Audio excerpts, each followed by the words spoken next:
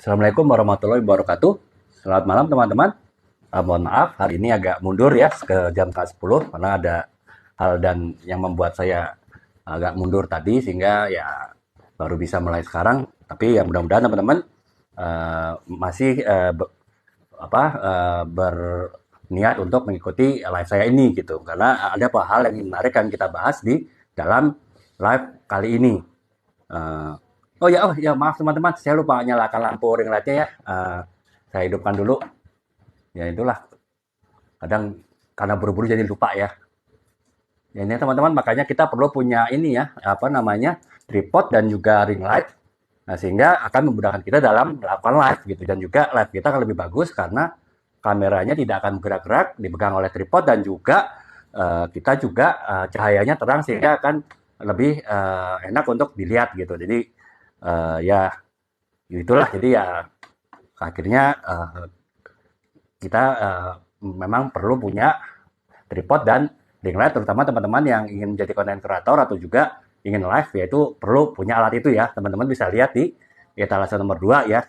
Mumpung tadi saya lupa nyalain lampu ya, jadi ya kita bahas etalase dulu di awal perjumpaan kita ini. Nah, kali ini kita akan membahas mengenai topik motivasi ataupun meningkatkan motivasi dalam menulis. Karena kita tahu kan dalam menulis ini motivasi juga sangat ini ya, apa menentukan kita dalam melakukan proses penulisan gitu. Dimana kalau kita tidak termotivasi ya tentu kita tidak akan membuat tulisan yang tidak saja bagus akan tetapi mungkin tidak akan jadi-jadi juga gitu. Makanya ya kita uh, hanya kita apa namanya ajari mengetahui mengenai motivasi dalam menulis gitu ya. Oh sebelumnya teman-teman mungkin teman-teman seperti biasa ada yang ditanyakan dulu. Jadi sebelum saya jelaskan mengenai materi yang akan saya bahas setiap live ini, teman-teman dapat menanyakan melalui kolom komentar yang akan saya jawab ya.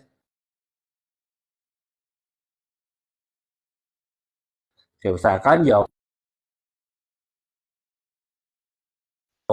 secara jelas dari teman-teman jika telah mendengarkan jawaban dari saya gitu. Jadi eh, teman-teman bisa menanyakannya di kolom komentar. Terima kasih Kak Hermawan ya baru bergabung.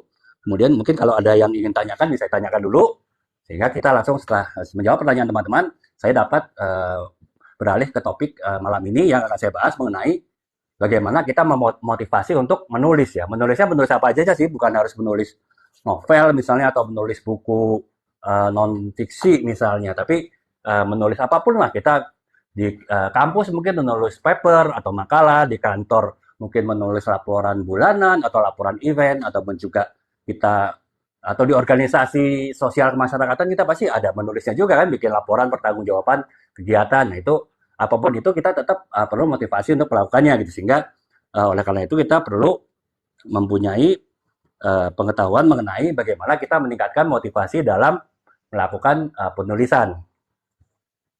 Nah, oke, kita tunggu. Sepertinya mungkin belum ada yang ingin ini ya melakukan pertanyaan, jadi nggak apa-apa. Saya akan langsung mulai kepada materinya. Nanti teman-teman kalau ada yang ingin ditanyakan, baik yang terkait dengan topik yang kita bahas ataupun juga hal-hal lain terkait dengan dunia tulis menulis, teman-teman bisa langsung menanyakannya di dalam komentar sehingga langsung bisa saya jawab ya. Jadi teman-teman nggak perlu menunggu sampai sesi ini berakhir gitu. Apalagi kalau teman-teman ada keperluan lain yang harus dikerjakan selain mengikuti live saya ini gitu. Jadi bisa langsung tanyakan kalau ada yang ditanyakan. Nah sekarang kita mulai bergerak ya kepada kita membahas mengenai konsep-konsep motivasi dalam menulis dan juga bagaimana tips-tipsnya untuk kita bisa mempunyai motivasi menulis yang tinggi ya. Jadi nanti akan saya jelaskan juga dengan contoh-contoh yaitu ketika saya menulis buku-buku dan novel ini, tentu saya seringkali mengalami demotivasi juga ya. Nah itu bagaimana setiap kasus di dalam buku yang saya tulis, saya mengatasi demotivasi tersebut sehingga saya bisa ya akhirnya alhamdulillah ya bisa jadi satu buku yang diterbitkan ya. Ya sesuatu yang mungkin ketika saya mengalami demotivasi itu saya tidak terbayang akan dapat menyelesaikannya gitu. Nah, oke, sebelum kita membahas mengenai tips-tips untuk kita meningkatkan motivasi dalam menulis, mungkin kita perlu menelaah juga ya mengenai teori motivasi itu sendiri ya.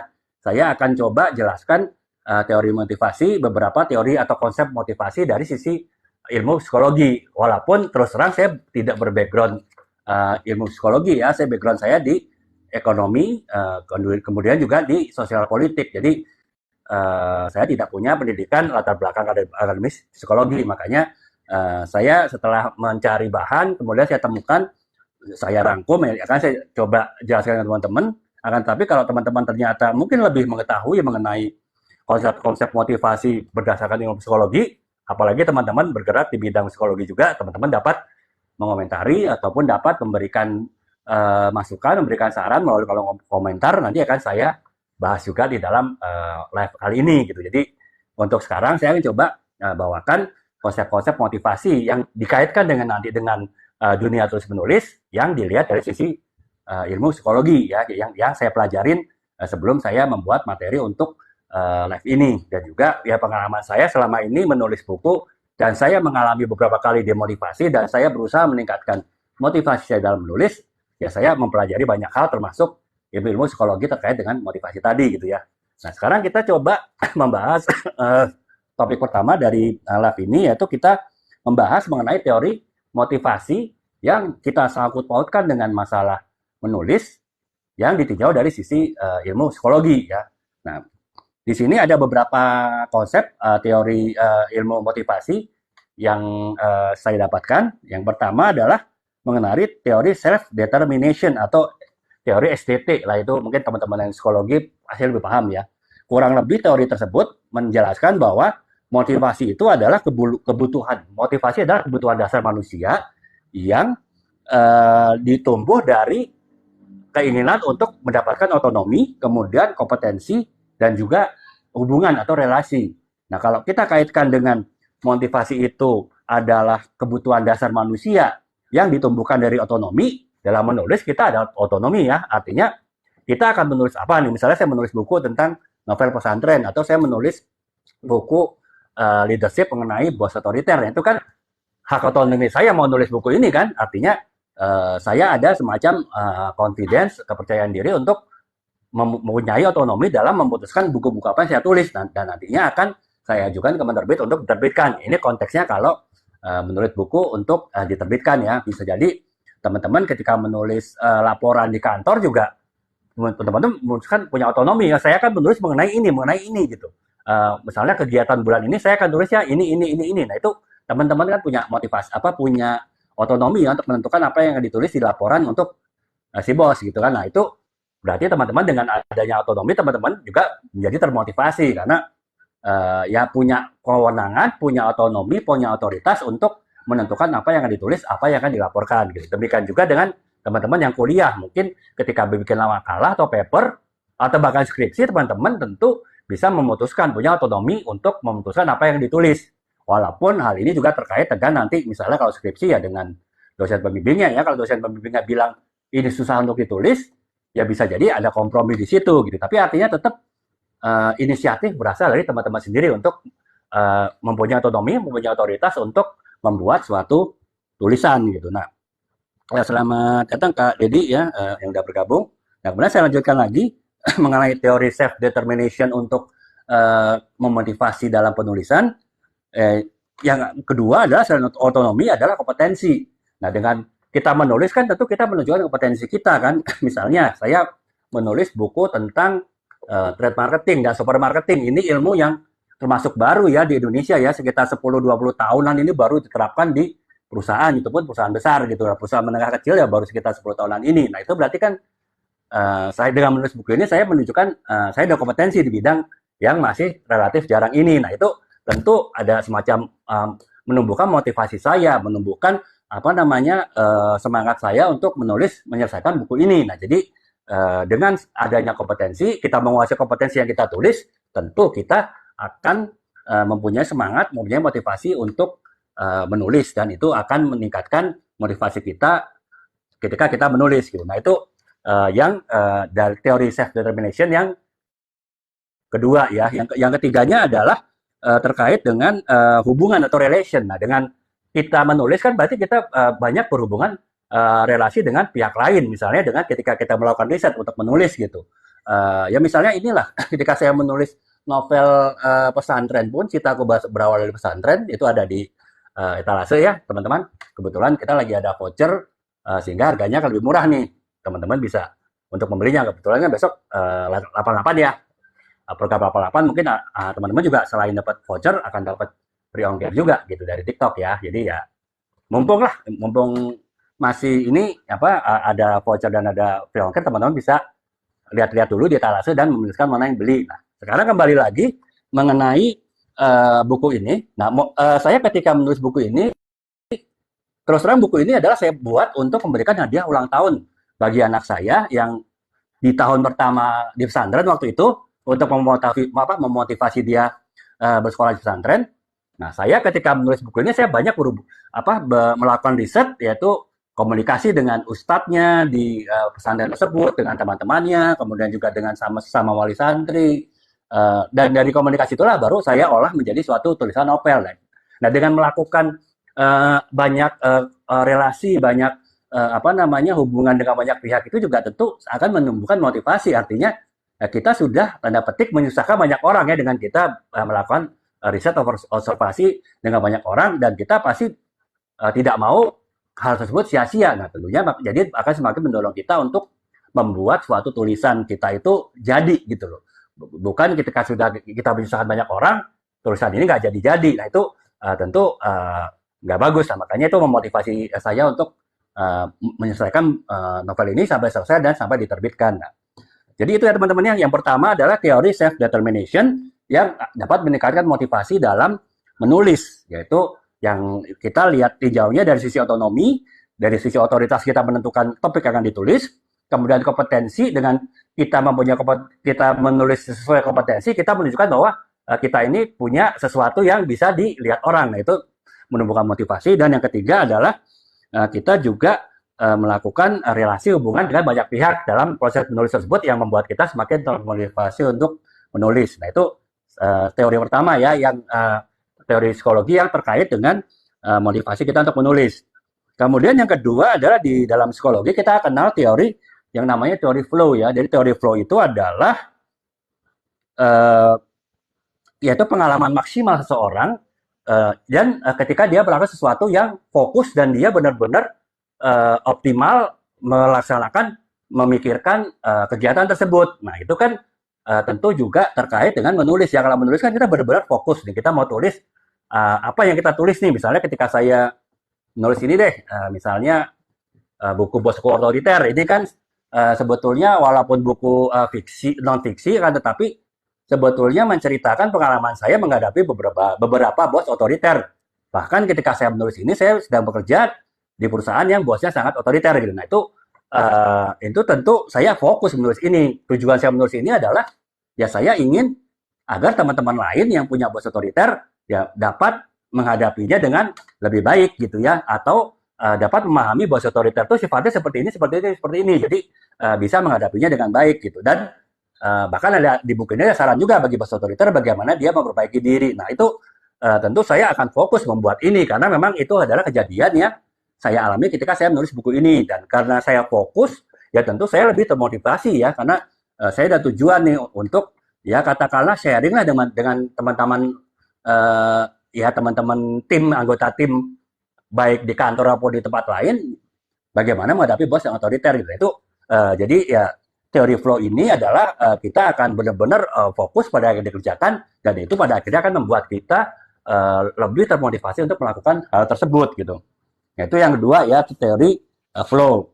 Kemudian teori lain dari psikologi yang dapat kita kaitkan dengan motivasi untuk meningkatkan kita dalam melakukan kegiatan menulis, itu adalah yang kita sebut teori maaf teman-teman ya sambil baca karena ya saya bukan background psikologi gitu.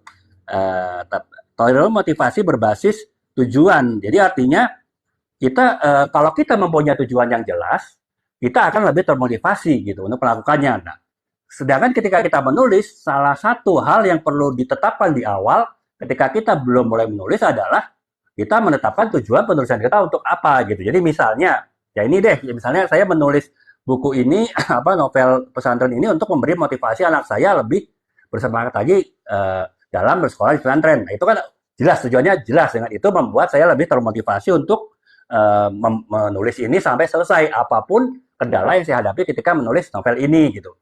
Atau misalnya buku non fiksi ini buku branding ya, buku marketing branding not for non branding company. Jadi buku ini motivasi saya adalah memberikan pemahaman mengenai ilmu marketing terhadap perusahaan yang belum pernah melakukan kegiatan marketing tapi ingin melakukan kegiatan marketing gitu. Jadi semacam edukasi lah, karena memang saya sendiri pada pernah mengalami bekerja di suatu perusahaan, saya di hire sebagai profesional marketing untuk membangun kegiatan marketing perusahaan tersebut, di mana perusahaan tersebut belum pernah melakukan kegiatan marketing sebelumnya. Akan tetapi karena pemahaman manajemen puncak dan owner terhadap marketing itu bisa dibilang minim, akan tetapi mereka ya biasa ya, namanya atasan, bos pasti kan nggak mau diajarin gitu. Sok tau lah, ada cenderung begitu. Akhirnya ya justru kita banyak konflik gitu, karena saya akan berbicara sebagai profesional marketing apa yang harus dilakukan, sementara mereka punya persepsi sendiri dengan mungkin tidak sesuai dengan konsep-konsep marketing yang berlaku. Nah, makanya motivasi saya menulis ini adalah tujuannya untuk agar tidak saja di perusahaan saya saat itu, akan tetapi di perusahaan lain pun yang mengalami hal-hal seperti saya alami ketika seorang profesional marketing dari luar di-hire untuk membangun kegiatan marketing di perusahaan tersebut, pihak-pihak di dalam perusahaan tersebut, baik itu manajemen puncak, kemudian owner, ataupun juga karyawan lainnya, sudah memahami apa yang harus dilakukan, apa konsep-konsep apa yang harus dipahami oleh mereka untuk dapat dilakukan kegiatan marketing gitu, sehingga dapat lebih nyambung nanti dengan profesional marketing yang di-hire dari luar tersebut. Ini motivasi saya menulis buku ini, sehingga akhirnya ya saya lebih termotivasi lagi gitu untuk menulis buku ini, walaupun mungkin banyak kendala juga ya ketika nulis buku ini, lumayan lah 270-an halaman, yaitu tapi saya berusaha tepis itu gitu, karena saya punya tujuan tidak saja untuk diri saya sendiri ya, tapi juga buat mungkin teman-teman marketer lain yang mengalami hal yang sama di perusahaan lain seperti saya alami, itu untuk tidak mengalami hal yang sama gitu. Makanya saya termotivasi untuk membuat buku ini. Nah, karena itulah makanya tadi teori motivasi berbasis tujuan, kalau kita punya tujuan yang jelas, kita akan lebih termotivasi lagi untuk melakukan kegiatan penulisan gitu ya, yang apapun yang kita hadapi pada saat kita menulis itu bisa kita hadapi gitu, dan kita bisa atasi segala rintangan yang ada karena kita punya motivasi yang kuat ketika menulis apapun tulisan yang kita buat ya. Kalau contoh saya saya menulis buku ini gitu. Nah, itu teori yang ketiga, jadi teori psikologi mengenai teori motivasi berbasis tujuan. Kemudian yang keempat yaitu kita bisa kenal konsep resiliensi, yaitu di mana kita sebagai manusia tuh punya kemampuan untuk bangkit dari kegagalan ataupun ketidakberhasilan. Dalam menulis, apalagi kalau kita baru menulis, itu pasti banyak kita merasa gagalnya di tengah jalan gitu ya. Katakanlah kita udah nulis lancar, tapi di tengah jalan tiba-tiba mandek idenya. Nah, kita langsung down kan. Nah, itu bagaimana kita dapat membalikkan lagi motivasi kita untuk kembali menulis ketika kita mengalami down dalam menulis, atau ketika kita stuck dalam menulis. Banyak cara yang bisa dilakukan. Kita bisa mencari inspirasi lain dari hal yang selama ini kita lakukan gitu. Misalnya kita lebih banyak diskusi dengan orang, kemudian lebih banyak baca buku, misalnya seperti saya nulis novel inilah, pesantren ini, saya banyak bicara dengan ustadz di pesantren, kemudian sehingga saya bisa dapat lebih paham mengenai kehidupan di pesantren, dan saya akhirnya ketika saya stuck menulis mengenai novel ini, saya bisa mendapatkan ide-ide baru setelah mengobrol dengan para pengurus pesantren tersebut. Nah, itulah yang membuat saya untuk lebih bangkit lagi, dan seperti dalam konsep resiliensi ini, setiap manusia itu bisa bangkit dari kegagalan gitu selama dia punya motivasi yang kuat untuk melakukan hal yang dilakukan tersebut. Nah, makanya konsep resiliensi juga bisa dipakai ya, artinya orang bisa bangkit dari kegagalan dan itu membangkitkan motivasi. Artinya kalau misalnya teman-teman ketika menulis kemudian mengalami kendala dan teman-teman dengar ini nih sharing saya ini, berarti kalau saya bisa sebetulnya, buktinya Bang Dwi aja bisa kok, ada masalah dia bisa selesaikan, akhirnya menyelesaikan tulisan. Nah, itu motivasi itu bisa tumbuh dengan tidak hanya melihat hal diri sendiri, tapi juga hal yang dilakukan oleh orang lain dalam mengatasi kegagalan ataupun hambatan dalam menulis tadi gitu. Nah, itu yang keempat, konsep resiliensi. Kemudian yang kelima adalah konsep penguatan positif ya, artinya memberikan apa namanya penghargaan kepada diri sendiri setelah kita melakukan keberhasilan. Nah, saya terus terang walaupun ya sudah sekitar 20-an buku ya saya tulis, baik buku non-fiksi maupun buku fiksi dalam 3 tahun terakhir, setiap kali saya merasa menyelesaikan satu buku, tetap saya dan merasa bangga, tapi bukan untuk bangga dalam arti sombong terhadap orang lain ya, tapi bangga terhadap diri sendiri juga, apa namanya, mengapresiasi diri sendiri, ternyata saya bisa ini menyelesaikan buku ini, walaupun ya saya bilang tadi ketika saya misalnya membuat novel pesantren ini, ya banyak kendala juga karena anak saya baru awal-awal tahun pertama di pesantren, dan saya sendiri juga sebelumnya tidak tahu mengenai pesantren, sehingga pengetahuan saya mengenai pesantren itu terbatas. Nah, tapi akhirnya saya bisa menyelesaikan novel ini juga gitu, dan bahkan akhirnya saya bisa menyumbang ke perpustakaan di pesantren anak saya. Jadi istilahnya ya ada semacam dalam diri saya itu semacam rasa senang lah ya, karena saya bisa berbuat untuk pesantren anak saya gitu. Nah, itu ya bentuk-bentuk penghargaan diri sendiri yang ketika kita belum menyelesaikan buku ini, kita menjadi motivasi kita. Oh, seandainya nanti saya menyelesaikan novel pesantren ini, saya bisa menyumbang buku kepada perpustakaan pesantren, sehingga ya setidaknya saya jadi merasa berguna gitu dengan menulis ini. Dan juga mungkin anak saya juga menjadi senang ya, karena ya istilahnya ya nama dia ada di dalam novel ini, dan itu nama dia ada di perpustakaan di pesantrennya. Nah, itu motivasi-motivasi itulah, penghargaan terhadap diri itu sendirilah yang meningkatkan kita motivasi dalam menulis ketika kita menghadapi hambatan dan rintangan dalam menulis. Kemudian yang keenam ada teori belajar sosial. Teori ini apa namanya? Kita dalam menulis kan tentu tadi saya jelaskan, ketika kita melakukan riset kita banyak komunikasi dengan orang lain sebagai sumber ide, sumber inspirasi. Kita juga seringkali seperti saya ikut dalam komunitas menulis. Ketika saya ada kendala dalam menulis, kita di dalam grup WA, kita saling cerita nih, wah saya kayak begini tapi ada kendala yang seperti ini. Nah kan antar teman itu selama penulis pemula kita saling memberi saran gitu. Nah, dengan kita melakukan kegiatan sosial, kita belajar dari komunitas. Nah, kita juga menjadi lebih bersemangat gitu ya, karena kan dari teman-teman bisa memberikan semangat lagi. Kemudian teman-teman yang lain bisa memberikan ide kepada saya untuk melakukan apa namanya perbaikan ataupun melakukan improvement dari bagaimana cara saya menulis. Nah, itu teori belajar sosial ini juga berlaku di dalam tulis menulis, yaitu dengan kita bergabung dalam satu komunitas menulis, atau setidaknya kita bisa berbicara dengan orang terdekat kita, saudara kita, sahabat kita, teman kita, untuk menumbuhkan motivasi kita dalam menulis. Nah, jadi kurang lebih itu sih teman-teman mengantar yaitu mengenai beberapa konsep psikologi yang bisa dipakai untuk meningkatkan motivasi dalam menulis ya. Saya ulangin lagi secara ringkas untuk teman-teman yang mungkin baru bergabung ya, seperti Kak Secret ya.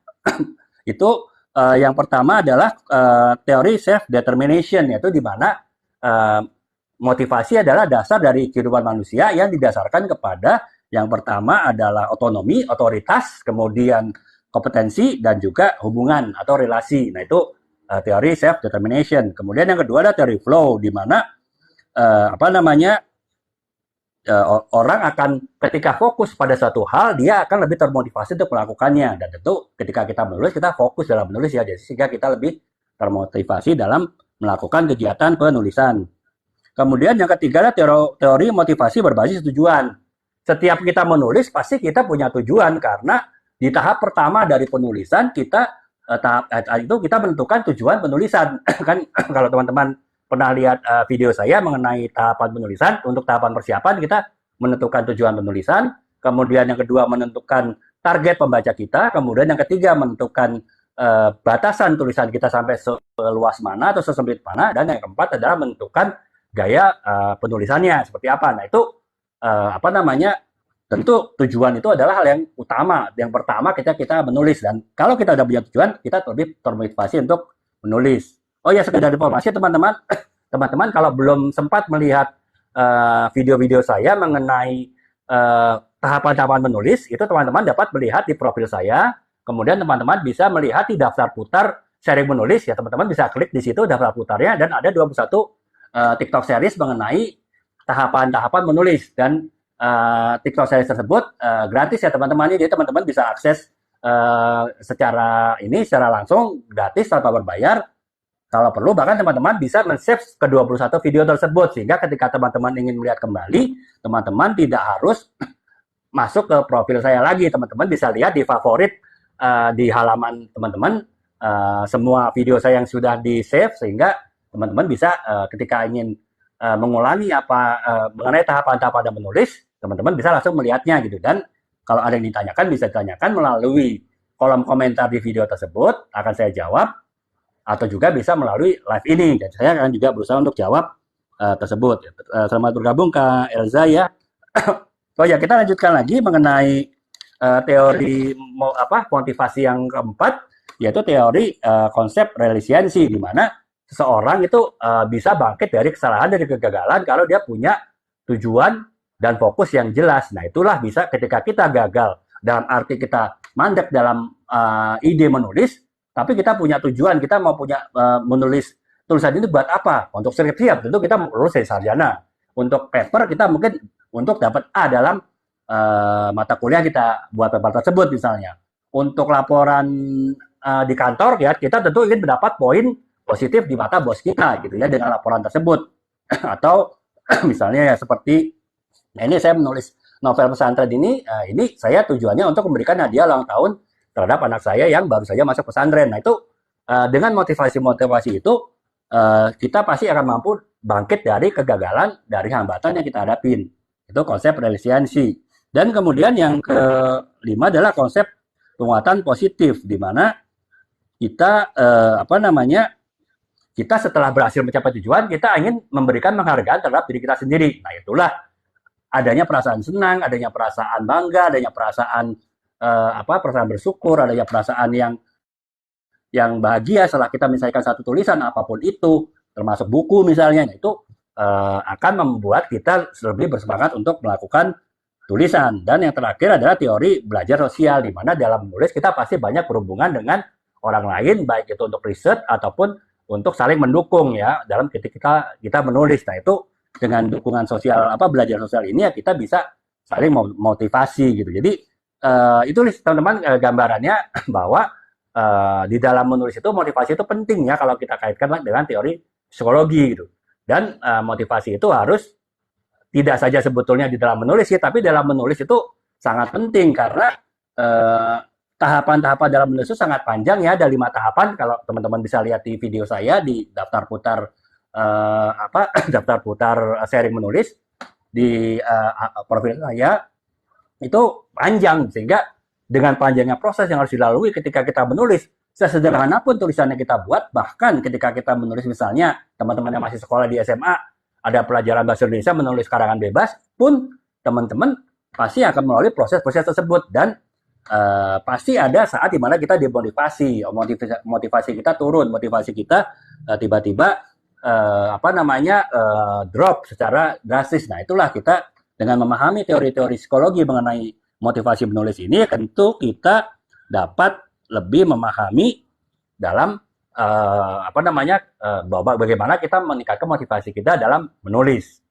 Nah sekarang setelah kita mengetahui konsep-konsep psikologi dalam menulis, kita membahas ke bagian berikutnya adalah tips-tips bagaimana kita meningkatkan motivasi kita dalam menulis. Baik itu ketika kita mulai menulis ataupun ketika kita sedang menghadapi demotivasi dalam melakukan penulisan ya. Ada beberapa tips untuk membangun motivasi kita dalam menulis. Dan ini pengalaman saya ya menulis sekitar 20-an buku dalam 3 tahun ini, baik buku non-fiksi maupun buku fiksi, novel.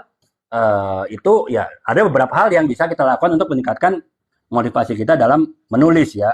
Yang pertama adalah kita membangun motivasi internal. Motivasi internal itu seperti apa? Ya seperti tadi saya jelaskan. Kita perlu punya tujuan yang jelas dalam menulis. Misalnya, saya yaitu tadi menulis buku novel mengenai pesantren untuk memberikan hadiah ulang tahun terhadap anak saya di tahun pertama pesantren supaya dia lebih bersemangat. Kemudian yang kedua adalah memberikan motivasi kepada anak-anak muslim lain yang mungkin selama ini fokusnya hanya kepada sekolah umum, ada alternatif sekolah pesantren. Mungkin mereka tertarik. Nah, itu tujuan utama saya dalam menulis novel ini, sehingga yaitu membangkitkan semangat saya terus, termasuk ketika saya mengalami demotivasi dalam menulis novel ini.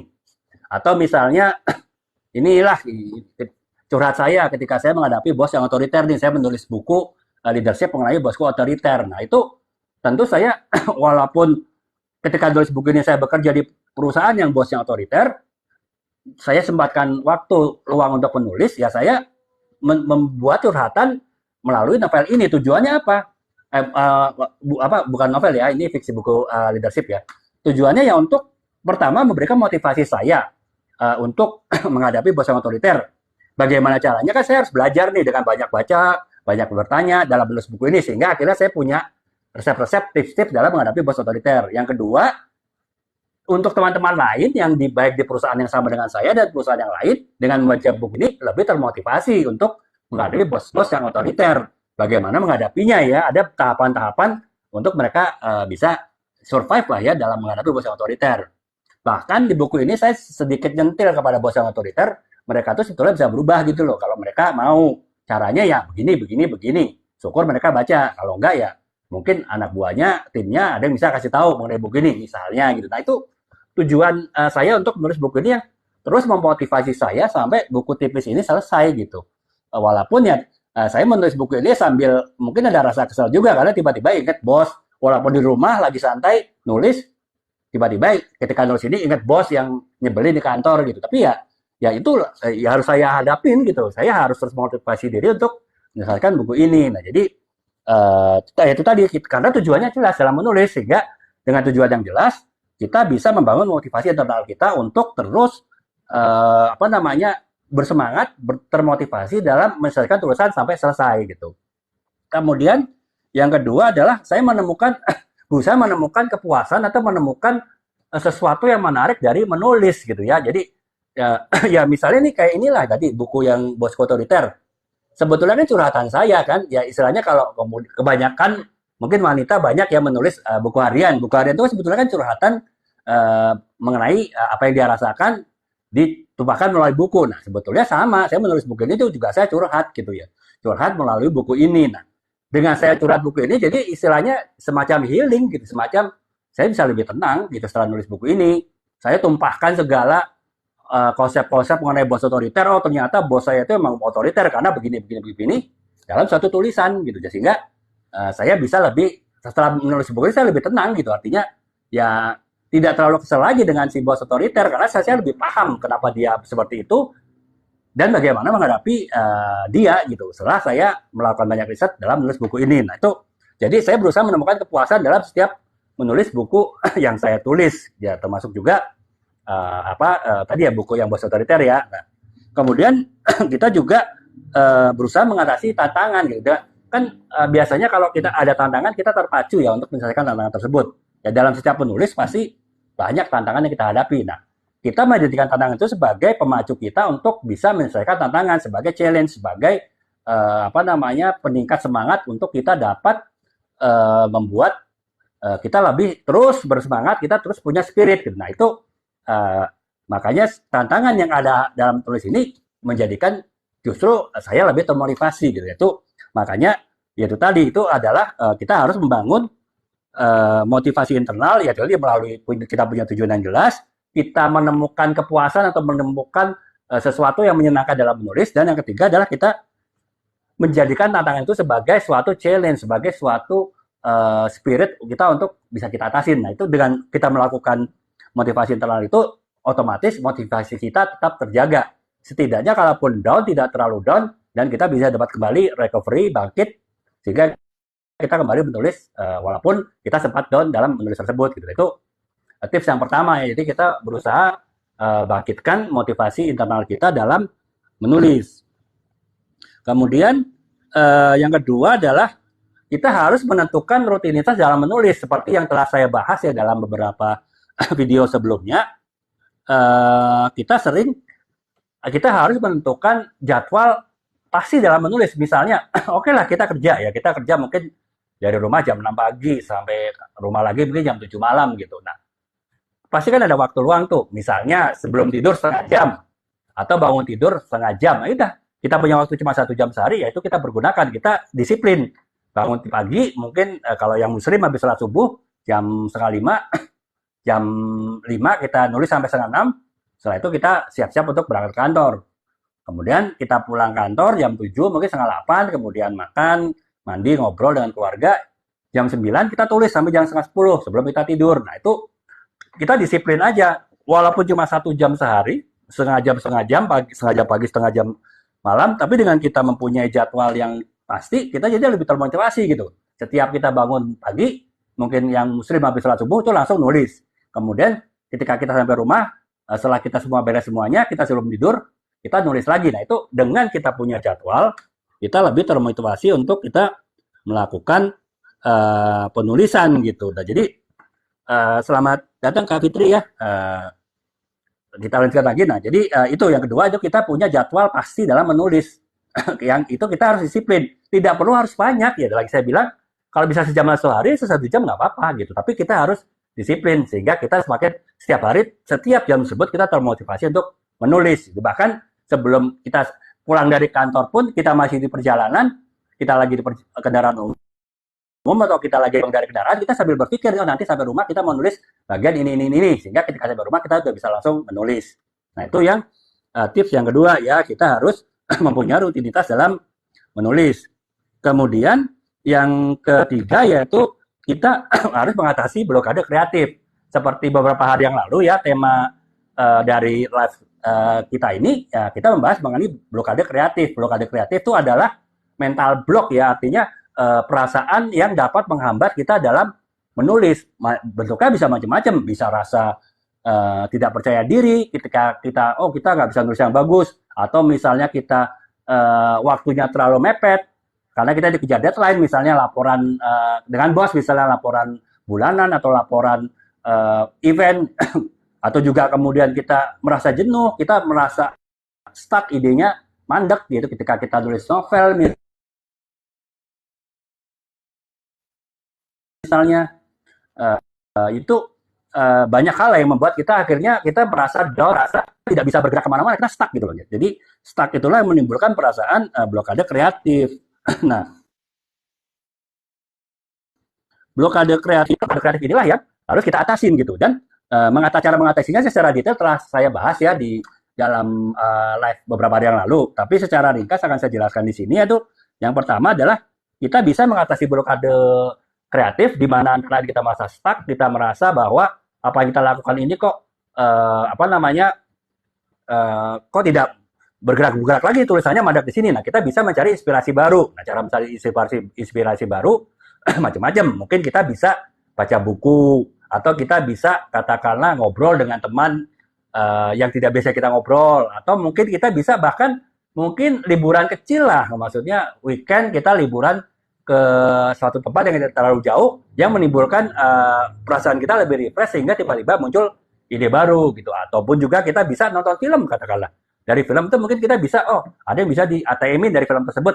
Nah, misalnya ya kita bisa ambil, kita bisa tiru, dan kita bisa modifikasi dari cerita film tersebut menjadi cerita kita apabila memang film tersebut sesuai dengan topik yang kita sedang tulis gitu. Nah, itu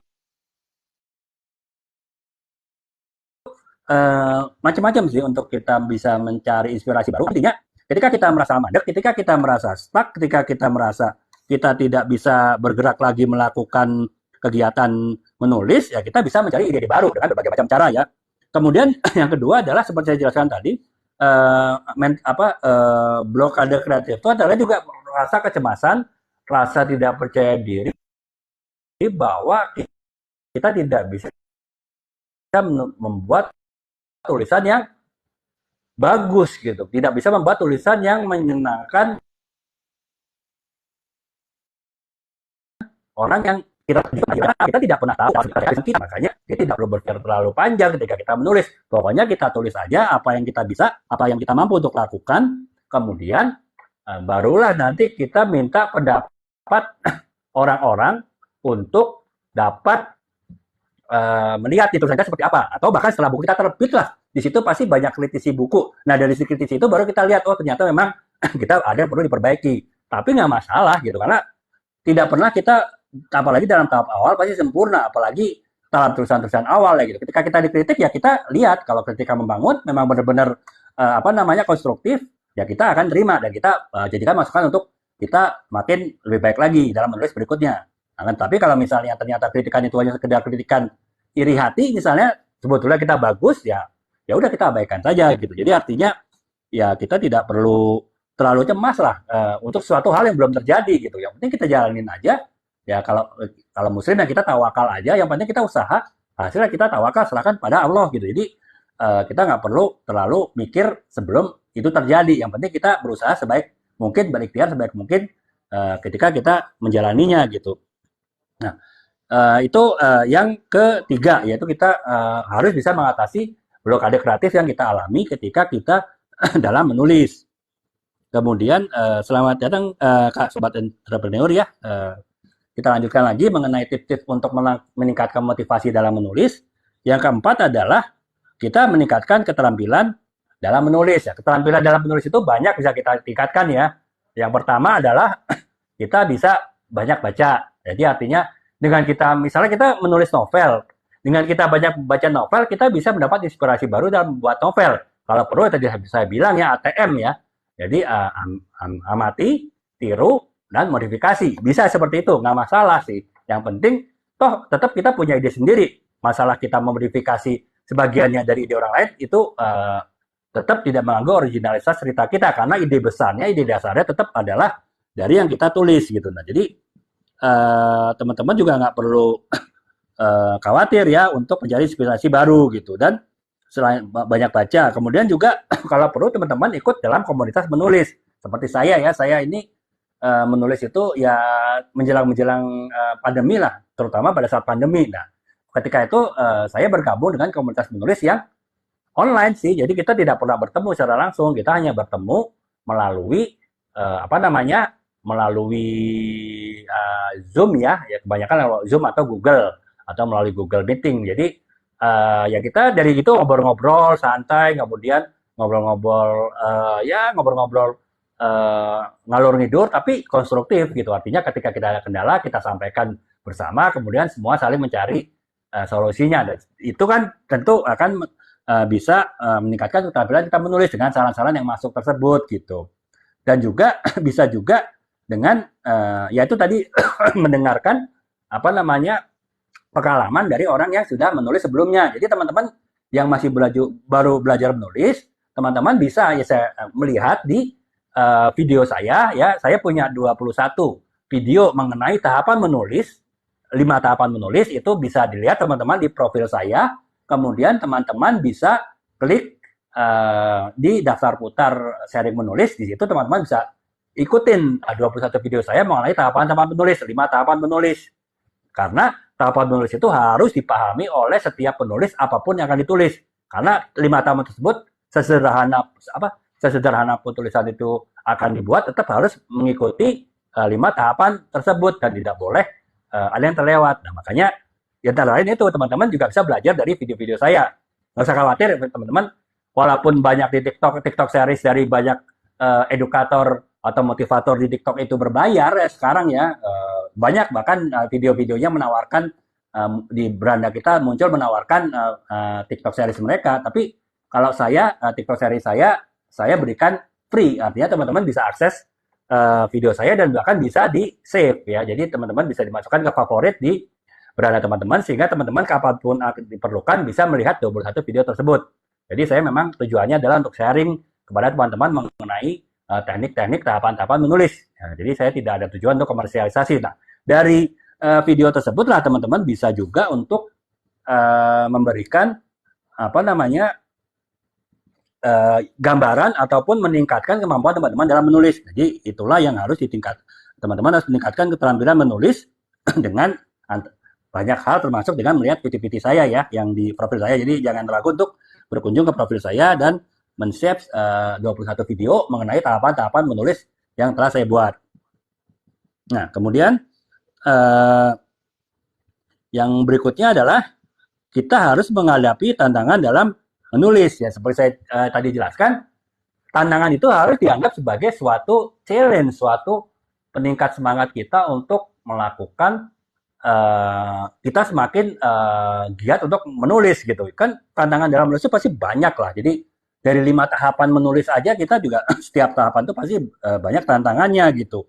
Baik itu pengorganisasian ide, pengorganisasian ide dalam menulis, kemudian juga ketika kita menghadapi ketidakpastian, misalnya ketika kita ya teman-teman buat skripsi lah, ketika teman-teman mungkin punya sumber referensi yaitu tapi sumber referensi itu tersebut tadinya bersedia untuk memberikan informasi tetapi akhirnya tidak memberikan informasi atau diulur gitu. Ya mungkin karena misalnya kalau teman-teman yang di ekonomi melakukan riset di satu perusahaan, mungkin akhirnya pihak perusahaan ragu untuk memberikan informasi kepada teman-teman yang akan menulis skripsi gitu. Karena dianggapnya itu informasi rahasia perusahaan. Tentu ketidakpastian itu kan akan ada ya. Jadi itu tetap harus dianggap sebagai suatu tantangan gitu. Bagaimana teman-teman bisa meyakinkan pihak-pihak di perusahaan tersebut untuk dapat memberikan informasi yang diperlukan. Yang penting adalah informasi yang diperlukan, tidak perlu harus semuanya gitu. Jadi tidak perlu perusahaan juga khawatir akan terbongkar atau bocor rahasia perusahaannya gitu. Jadi tetap itu harus dianggap sebagai tantangan teman-teman ketika melakukan menulis ya. Selamat bergabung Kak Mawau. Kemudian kemudian juga misalnya ketika teman-teman menghadapi penolakan lah ya, misalnya teman-teman membuat novel atau membuat buku non fiksi. Nah itu teman-teman seringkali ketika mengajukan penerbit, apalagi teman-teman baru mulai mau menerbitkan buku ya, pasti bisa jadi akan ada penolakan gitu. Kalaupun tidak ada penolakan, itu bisa prosesnya lama, bisa setengah tahun baru ada keputusan, oke, akan kita terbitkan. Nah itu tetap itu akan harus teman-teman bersemangat gitu. Artinya kalau ditolak, kita tanya kenapa ditolak, apa yang diperbaiki. Nah, apabila penerbitnya menjelaskan, kita harus perbaikinya gini, ya kita perbaikin. Setelah selesai kita ajukan lagi ke penerbit. Ditolak lagi, ya kita tanya lagi apa yang diperbaiki lagi. Terus begitu. Gak usah teman-teman merasa down atau merasa artinya ya udahlah nggak usah diterusin. Jangan begitu gitu. Jadi tetap harus semangat, termotivasi untuk menulis. Dan kemudian yang keenam adalah yang terakhir, teman-teman harus mencari inspirasi atau dalam ini teman-teman harus melakukan riset lebih dalam. Bisa jadi walaupun misalnya pada tahapan kedua dalam penulisan teman-teman telah melakukan riset, akan tetapi ternyata informasi yang diperoleh itu masih kurang gitu, sehingga teman-teman harus melakukan riset lagi, atau teman-teman harus mencari inspirasi baru. Ya seperti saya bilang tadi, bisa dengan mengunjungi tempat-tempat baru, dengan bisa menonton film, membaca buku untuk mencari ide, atau mengobrol dengan orang-orang yang bisa memberikan inspirasi pada kita. Nah itu kalau memang perlu dijalankan, harus dijalankan. Yang penting kita bisa menyelesaikan tulisan kita dan kita bisa lebih bersemangat melakukan hal tersebut gitu. Jadi teman-teman nggak perlu ragu ya untuk terus bersemangat dalam menulis gitu. Jadi saya rangkum lagi ya tips-tips dalam menulis yang bisa dilakukan oleh teman-teman, yaitu teman-teman untuk dapat mempertahankan dan juga meningkatkan motivasi dalam menulis, teman-teman harus melakukan 6 hal. Yang pertama adalah teman-teman harus membangun motivasi internal. Motivasi internal bisa dibangun jika kita pertama punya arah tujuan yang jelas. Kenapa kita menulis novel ini? Kenapa kita menulis buku non-fiksi ini? Atau kenapa kita harus menulis skripsi?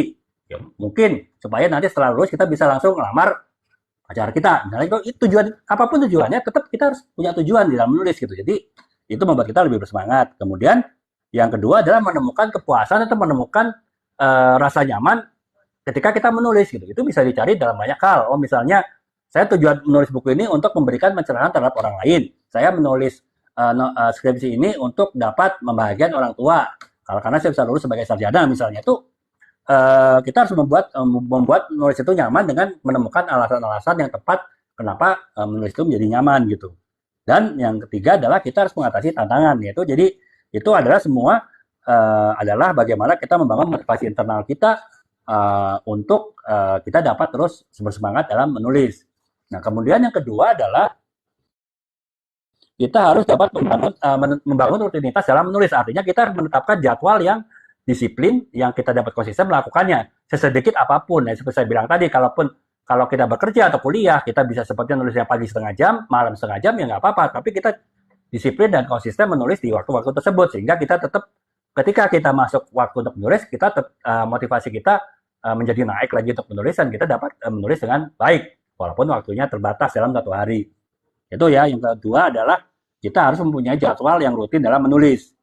Dan yang ketiga adalah kita harus bisa mengatasi blokade kreatif. Ya, blokade kreatif adalah hal-hal yang membuat kita down, membuat kita demotivasi, membuat kita tidak bersemangat dalam menulis gitu. Jadi semua hal tersebut akan membuat kita tidak bersemangat dalam menulis. Nah, itu macam-macam bentuknya gitu. Misalnya kita karena kita tidak percaya diri, tulisan kita tidak bagus, ya usah nggak dipikir, kita tulis dulu. Setelah selesai ditulis, baru kita dengar pendapat orang gitu. Pun kalaupun pendapat orang itu nyinyir, belum tentu yang nyinyir itu benar gitu. Bisa jadi pendapat orang-orang yang positif terhadap tulisan kita itu adalah benar. Jadi kita nggak perlu terlalu mikir terlalu jauh sebelum tulisan itu dibuat gitu. Setelah tulisan itu dibuat, baru kita pikir, kita ambil masukan-masukan yang konstruktif yang dapat meningkatkan kembali tulisan kita gitu. Kemudian juga misalnya kita juga harus mencari inspirasi baru. Kadang-kala kan kita stuck atau kita menghadapi kebuntuan dalam ide, dalam menulis. Nah, kita harus mencari sumber-sumber ide baru. Mungkin kita selama ini mencari sumber idenya masih belum menyeluruh, masih belum tepat ya. Kita harus mencari sumber ide yang lebih luas lagi, yang lebih tepat lagi, sehingga kita bisa keluar dari hambatan kreatif, blokade kreatif yang dapat menghambat kita dalam mengeluarkan ide-ide kita dalam menulis. Nah, itulah yang harus kita lakukan, yaitu kemudian yang keempat adalah untuk kita lebih memotivasi dalam menulis, kita harus meningkatkan keterampilan menulis. Keterampilan menulis ya bisa kita peroleh melalui kita lebih banyak baca buku, atau mungkin teman-teman bisa lihat video saya ya teman-teman bisa lihat di profil saya itu ada di daftar putar sharing menulis itu ada 21 video mengenai tahapan-tahapan menulis. Teman-teman bisa lihat videonya di sana gitu. Jadi dengan melihat video tersebut, teman-teman bisa tahu, oh ternyata tahapan-tahapan menulis yang saya lakukan itu ada yang salah, karena dari Bang Dwi itu ternyata menyatakan bahwa bahasa begini dan saya kurang tepat. Nah, itu dengan belajar dari pengalaman orang, teman-teman bisa belajar juga gitu. Atau teman-teman bisa bergabung dalam komunitas penulis, sehingga teman-teman bisa mendapatkan gambaran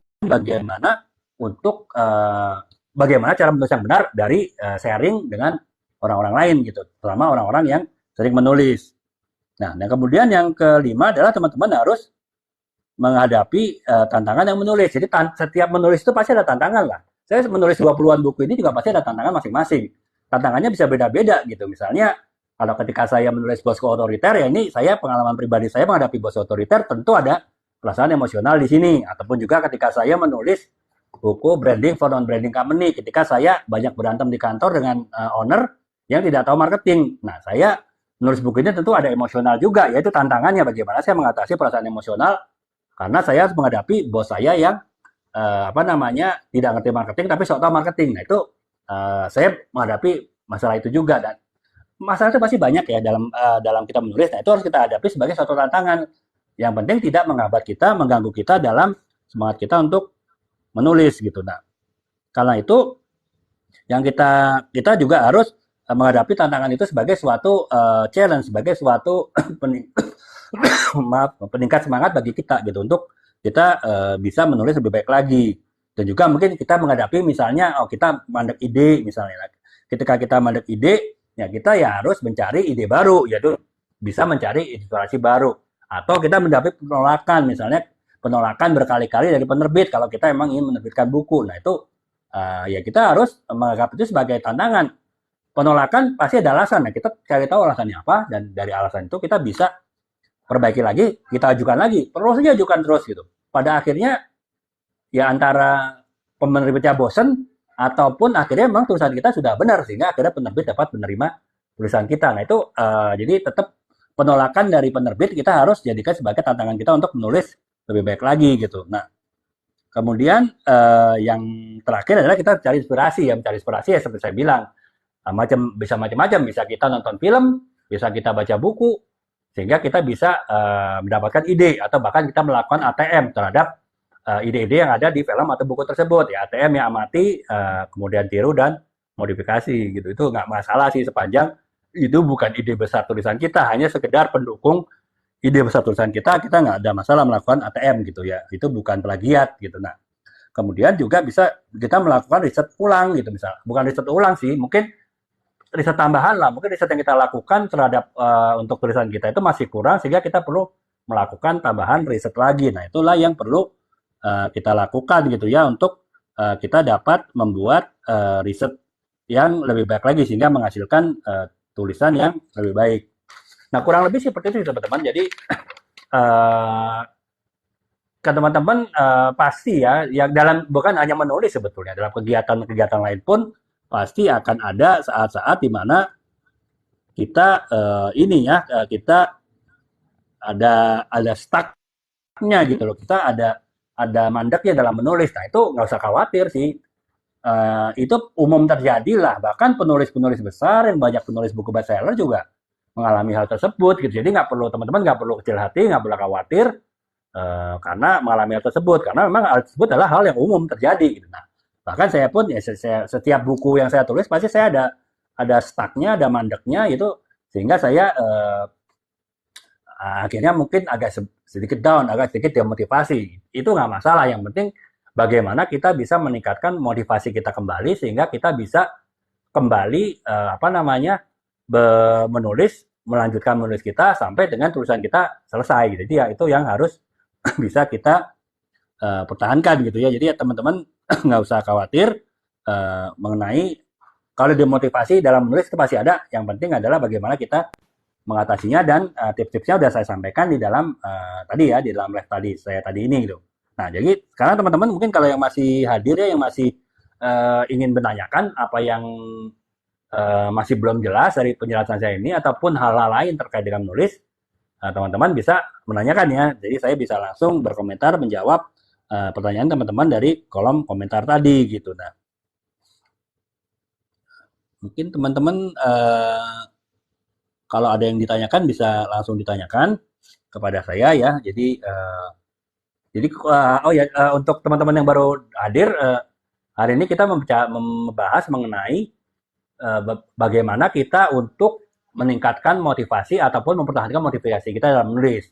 Untuk tahap pertama tadi saya bagian pertama menjelaskan dari sisi teori motivasi dari psikologi apa-apa saja yang terkait dengan motivasi peningkatan motivasi kita dalam menulis dan yang kedua bagian kedua adalah bagaimana tips-tips kita dalam mempertahankan motivasi dan juga meningkatkan motivasi kita dalam menulis. Nah, itu yang bisa dilakukan oleh teman-teman gitu ya. Jadi teman-teman bisa lebih termotivasi dalam menulis. Jadi kurang lebih sih itu teman-teman. Oh ya, sebelum berakhir teman-teman bisa lihat di etalase ya.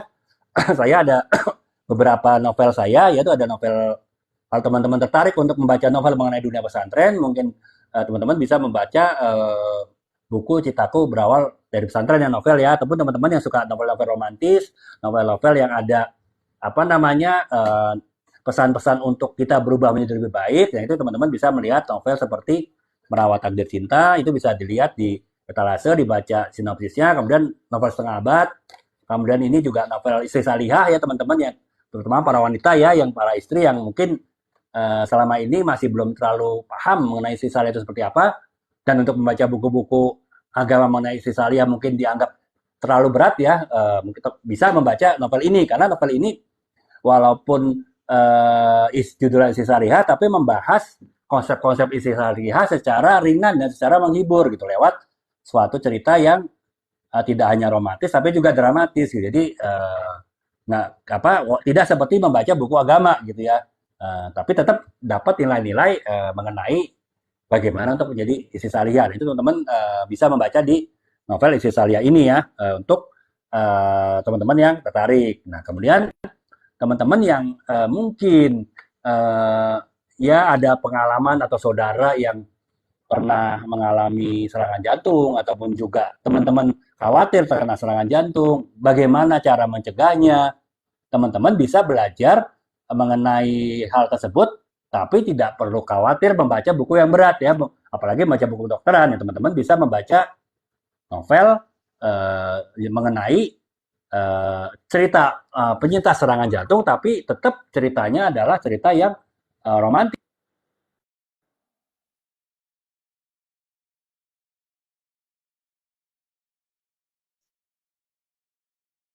Dia adalah wanita, tetap ada nilai-nilai edukasi mengenai serangan jantung gitu. Jadi bagaimana apa sih yang menyebabkan, sebetulnya kan serangan jantung itu bukan penyebab 1 tahun 2 tahun, tapi puluhan tahun yang kita tidak sadari. Gitu. Nah, hal-hal itu yang mungkin bisa dipelajari secara ringan dari novel ini, sehingga walaupun bagi kita mungkin yang sudah cukup berumur mungkin sudah agak terlambat untuk mengantisipasi, tapi paling tidak mungkin bisa untuk anak kita kah atau untuk kerabat kita kah yang usianya masih muda untuk dapat mencegah serangan jantung ketika di usia yang cukup dewasa gitu. Nah itu teman-teman juga bisa baca ya di ini novel Semua Bisa Kena, Bisa Penyintas Serangan Jantung ya. Untuk sinopsisnya teman-teman bisa lihat di etalase, kemudian dibaca kalau teman-teman yang ditanyakan bisa langsung ditanyakan kepada saya mengenai novel-novel tersebut gitu. Nah untuk teman-teman yang banyak bergerak ataupun sekarang bergerak di bidang marketing, teman-teman juga ada pilihan beberapa buku mengenai marketing ya. Terutama teman-teman yang sekarang di bidang branding, teman-teman bisa membaca buku branding for non-branding company, terutama teman-teman yang baru saja di-hire oleh perusahaan yang belum pernah menjalankan marketing, dan teman-teman menjadi tumpuan dari perusahaan tersebut untuk dapat menjadi motor penggerak dari kegiatan marketing di perusahaan tersebut. Tapi dari sisi pemahaman mengenai marketing dari manajemen puncak dan ownernya, teman-teman menghadapi kendala karena mereka tidak paham mengenai marketing. Nah, teman-teman dapat membaca buku ini dan bahkan memberikan buku ini kepada bos-bos tersebut untuk membacanya, sehingga nanti bisa ada kesepahaman antara teman-teman dengan bos-bos tadi mengenai apa yang dilakukan gitu. Itu teman-teman bisa membaca buku Branding for Non-Branding Company. Dan untuk tingkat yang lebih advance lagi, teman-teman dapat juga membaca buku mengenai branding mistake ya. Jadi buku branding mistake ini adalah satu-satu kesalahan mendasar saat branding. Jadi setelah kita memutuskan untuk bergerak melakukan branding, nah kita tentu harus belajar dari kesalahan orang lain juga.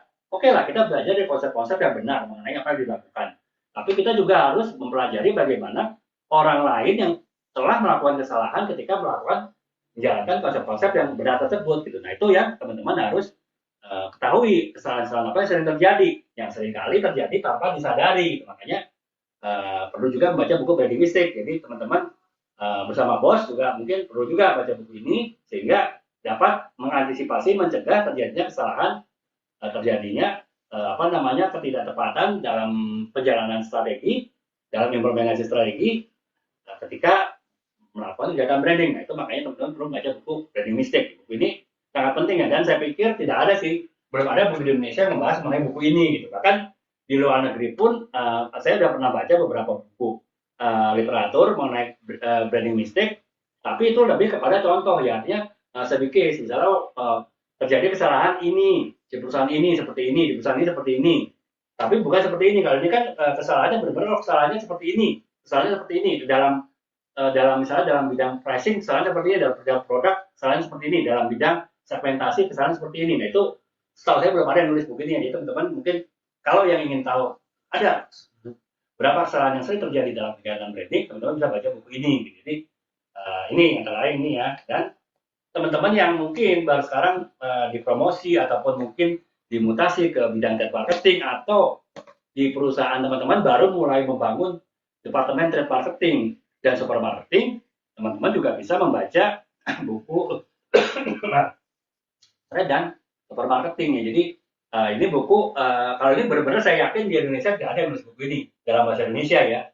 Buku dalam bahasa asing pun itu juga tidak banyak gitu. Ketika saya menulis buku ini, saya mencari referensi, sangat terbatas buku-buku mengenai trade dan super marketing. Sementara perkembangan trade marketing dan super marketing departemen di banyak perusahaan itu sekarang makin pesat gitu di Indonesia, sehingga tentu ada lag ya antara bagaimana si trade marketing itu bisa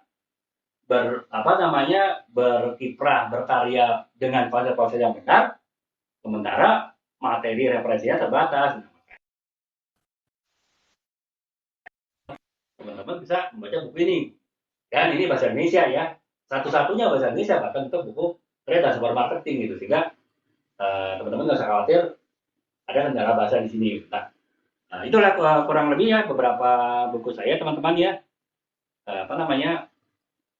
beberapa buku saya yang teman-teman bisa lihat di etalase, kemudian juga teman-teman bisa pilih, dan mumpung selama live teman-teman bisa mendapatkan harga khusus ya dengan dapat voucher dari TikTok ya. Jadi lumayan sih diskonnya lumayan besar lah. Jadi sementara buku-buku saya juga relatif harganya tidak mahal. Jadi bisa mungkin diskon 20-30% dari harga asli gitu ya.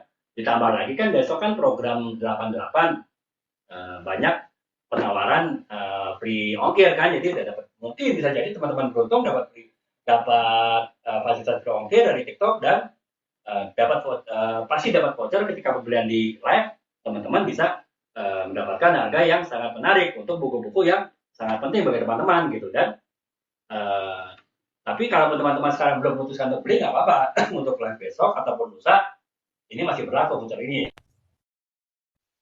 Tanya dulu, dan kalau perlu bertanya ke saya bisa melalui DM atau bisa melalui juga video-video saya. Tanya di video saya apa aja, tanya aja, isi komentar, nanti akan saya jawab ya di ini di kolom komentarnya akan saya jawab, akan saya lihat, kemudian saya jawab, bisa lewat live, bisa lewat saya buat PT lagi, kemudian saya akan tag ke teman-teman yang bertanya juga gitu. Jadi nggak usah khawatir sih. Yang penting teman-teman mungkin kalau memang tertarik dengan buku-buku dan novel-novel yang saya tulis, teman-teman dapat lihat di etalase dan bisa dilihat sinopsisnya. Dan juga saya udah buat, teman-teman bisa juga berkunjung ke profil saya. Di situ saya udah buat daftar putar untuk pembahasan novel dan juga bedah buku yang saya tulis. Teman-teman bisa lihat di situ. Jadi apabila ada buku-buku yang tertarik, teman-teman bisa lihat video-videonya yang terkait dengan buku-buku atau novel tersebut. Teman-teman bisa buat gambaran kurang lebih isinya seperti apa. Kalau perlu, teman-teman bisa langsung bertanya kepada saya melalui kolom komentar dan teman-teman bisa mendapatkan jawaban langsung dari saya, baik melalui langsung jawaban di kolom komentar. Tapi kalau jawabannya panjang tidak dimungkinkan dalam komentar, saya akan jawab melalui video yang saya tag ke akun teman-teman ya, sehingga teman-teman yang lain juga bisa mengetahui jawabannya dan juga bisa saya sampaikan melalui live berikutnya, sehingga teman-teman yang sempat mengikuti live ini juga sempat dan bisa mengetahui jawaban dari pertanyaan teman-teman mengenai buku atau novel-novel yang saya tulis gitu. Nah, demikian teman-teman, kurang lebih seperti itu pembahasan kita hari ini. Yang hari ini kita membahas mengenai bagaimana kita meningkatkan dan mempertahankan motivasi kita dalam menulis. Ya semoga saya berharap sih teman-teman setelah mengikuti live ini, teman-teman yang sekarang baru mulai menulis, teman-teman yang baru mungkin masih ragu untuk menulis, walaupun itu suatu kewajiban, misalnya teman-teman harus menulis skripsi, atau menulis laporan di kantor, atau juga harus buat makalah di sekolah, atau di kampus, ya teman-teman dapat lebih termotivasi lagi. Dan jika mengalami demotivasi, teman-teman dapat segera bangkit untuk kembali termotivasi untuk melakukan kegiatan penulisan tanpa hambatan-hambatan yang mengganggu. Demikian teman-teman, untuk ini untuk kali ini saya kita selesai dulu untuk live ini. Semoga dapat berguna bagi teman-teman dan semoga teman-teman dapat mendapatkan manfaat dari live ini gitu. Jadi teman-teman semoga dapat mendapatkan manfaat yang demikian teman-teman. Sekali lagi terima kasih atas perhatiannya. Assalamualaikum warahmatullahi wabarakatuh. Salam.